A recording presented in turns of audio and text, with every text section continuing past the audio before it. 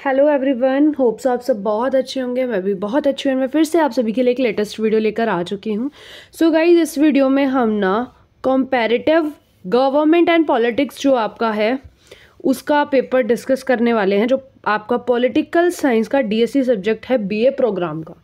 सो चलिए इसको डिस्कस कर लेते हैं कि इस क्वेश्चन पेपर में बेसिकली आया क्या है। और मैं आपको बता दूं, ये आपका सेमेस्टर 3 का क्वेश्चन पेपर है, ठीक है।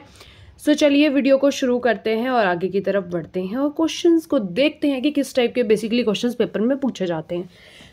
सो सबसे पहले यहाँ पे बोला गया है कि 4 पेजेस का प्रिंट आपका क्वेश्चन पेपर है, ठीक है। उसके बाद यहाँ पे आपको रोल नंबर अपना लिखना है, ठीक है। उसके बाद यूनिक पेपर कोड आपको बताया गया है जो आपको अपनी आंसर शीट में फिल करना है। Serial number of question paper आपको अपनी आंसर शीट पे फिल करना है। Name of the paper, paper का नाम मैंने आपको बता दिया है। उसके बाद है name of the course, BA program है और सेमेस्टर 3 है, ठीक है। आगे देखते हैं टाइम ड्यूरेशन कितनी दे रखी है भाई इन्होंने, 3 घंटे की, कि भाई आप 3 घंटे तक का आपका पेपर होगा। एंड 45 नंबर का जो है आपका क्वेश्चन पेपर होगा। 45 नहीं 75 नंबर का आपका क्वेश्चन पेपर होगा। अब यहाँ पे बोला गया है इंस्ट्रक्शंस फॉर कैंडिडेट्स। कैंडिडेट्स कौन है? जो भी पेपर को कर रहे हैं उनके लिए इंस्ट्रक्शंस है। क्या है कि क्वेश्चन पेपर में जो ऊपर कॉलम दिया है उसमें आपको अपना रोल नंबर फिल करना है। उसके बाद आपको एनी 4 क्वेश्चंस अटेम्प्ट करने हैं पूरे क्वेश्चन पेपर में से। सभी समान अंकों के प्रश्न हैं। तो ये नॉर्मल इंस्ट्रक्शंस थी जो हर पेपर में आपको दी जाती है, तो इनको देख लेना एक बार। अच्छा, अब यहाँ पर जो नेक्स्ट इंस्ट्रक्शंस दे रखी है वो क्या दी हुई है, यहाँ पे बोला गया है कि आपको आंसर देना है। जो भी आप आंसर दे रहे हो क्वेश्चन का, वो एक ही लैंग्वेज में होना चाहिए, या तो इंग्लिश में या फिर हिंदी में। ऐसे नहीं है कि आपने आधा क्वेश्चन पेपर हिंदी में करा है और आधा इंग्लिश में, ठीक है। अब जो मैंने आपको बताया वो सभी यहाँ पे हिंदी में भी इंस्ट्रक्शंस दी हुई है। तो आपको जो भी लैंग्वेज सूट करे आप उस अकॉर्डिंग यहाँ पे बोल सकते हो, लिख सकते हो, समझ सकते हो पढ़कर, ठीक है। अब यहाँ पर क्या लिखा गया है, आगे क्वेश्चंस देख लेते हैं जल्दी जल्दी कि किस टाइप के क्वेश्चंस हमें इस पेपर में देखने को मिलेंगे। तुलनात्मक राजनीति के महत्व और कार्य क्षेत्र की विवेचना कीजिए। सो बेसिकली यहाँ पे आपको तुलनात्मक राजनीति, जो कि आपके सब्जेक्ट का ही नाम है कंपैरेटिव पॉलिटिक्स, इसको सिग्निफाई करना है, ठीक है। Discuss the significance and scope of comparative politics. तो ये आप यहाँ पे करने वाले हो। सो ये क्वेश्चन भी इंपॉर्टेंट है, पढ़ के जाना आपके, क्योंकि पता है क्या होता है, हर साल ना क्वेश्चन सेम ही रिपीट होता है, बस लैंग्वेज चेंज कर दी जाती है, ठीक है। और क्योंकि आपको थ्योरी लिखनी है तो कॉमन सी बात है, एक टॉपिक से ही उठा के देंगे, ऐसे तो नहीं है एमसीक्यू है बीच में से कुछ भी पूछ लिया, है ना। सो आप इन्हीं क्वेश्चंस को ज़रूर पढ़ के जाना अपने पेपर में।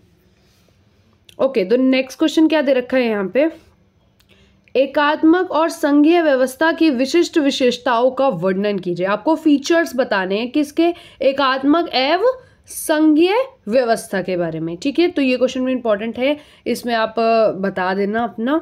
उसके बाद देख लेते हैं नेक्स्ट क्वेश्चन क्या है, ठीक है। नेक्स्ट है राष्ट्रीय राज्य व्यवस्था की प्रकृति पर वैश्वीकरण के प्रभाव का परीक्षण कीजिए। सो यहाँ पे आपको किसका, ग्लोबलाइजेशन का बताना है, ठीक है। तो ये क्वेश्चन देख लेना, इंपॉर्टेंट है आपके पेपर के लिए।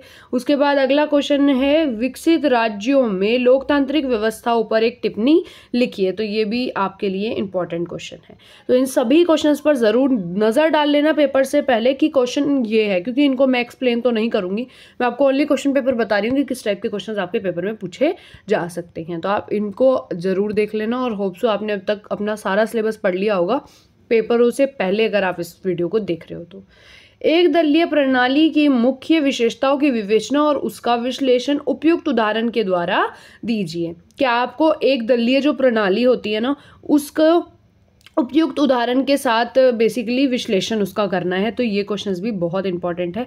उसके बाद है कनाडा के संघीय ढांचे की विशिष्ट विशेषताओं की व्याख्या कीजिए।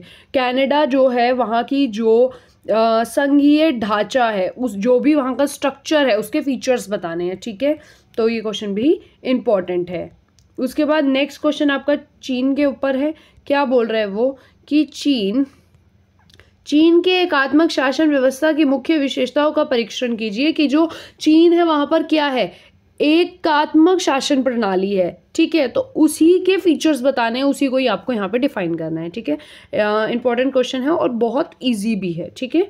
ट्वेल्थ क्लास में भी आप ऐसे क्वेश्चंस पढ़ते हो और फर्स्ट सेकेंड सेमेस्टर में भी आपने थोड़ा बहुत तो ऐसा पढ़ा ही होगा।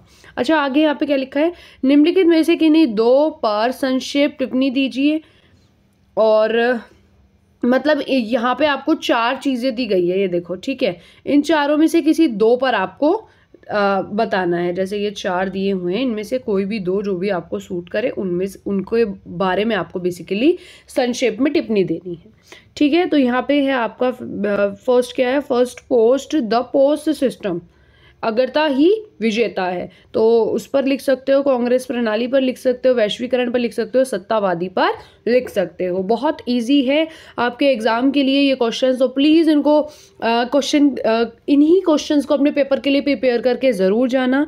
अभी के लिए इतना ही। अगर आप मेरे चैनल पर न्यू हो तो प्लीज़ मेरे चैनल को सब्सक्राइब कर लो, मेरे यूट्यूब चैनल को सब्सक्राइब कर लो, मेरी वीडियो को लाइक कर दो, मेरी वीडियो पर कमेंट कर दो, अपने फ्रेंड्स के साथ शेयर कर दो, और मोस्ट इंपॉर्टेंट मेरे टेलीग्राम ग्रुप को ज्वाइन कर लो for more latest update and PDFs, ठीक है। और वहाँ पे बच्चे बहुत सारी चीज़ डिस्कस करते हैं, तो आप अगर ज्वाइन करते हो सो आपको बहुत सारे बेनिफिट मिलेंगे। सो अभी के लिए इतना ही, मिलते हैं नेक्स्ट वीडियो में, बाय बाय।